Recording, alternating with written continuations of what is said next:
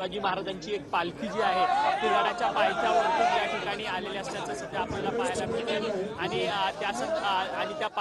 त्या पालखीला जे आहेत ते तिन्ही नेते मंडळी जे आहेत ते आता नतमस्तक होताना आपल्याला सध्या पाहायला मिळत आहेत। मुख्यमंत्री देवेंद्र फडणवीस, उपमुख्यमंत्री अजित पवार आणि उपमुख्यमंत्री एकनाथ शिंदे जे आहेत ते पालखी या ठिकाणी किल्ले शिवनेरीवरती पालखीचं दर्शन घेतील आणि त्यानंतर साहसी क्रीडा खेळासाठी ज्या ठिकाणी मोकळी जागा आहे त्या ठिकाणी साहसी क्रीडा खेळाला जे आहे ती खऱ्या अर्थाने त्या ठिकाणी सुरुवात होणार आहे आणि संपूर्ण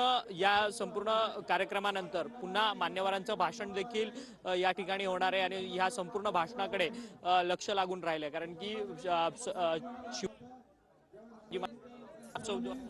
देशभरात राज्यभरात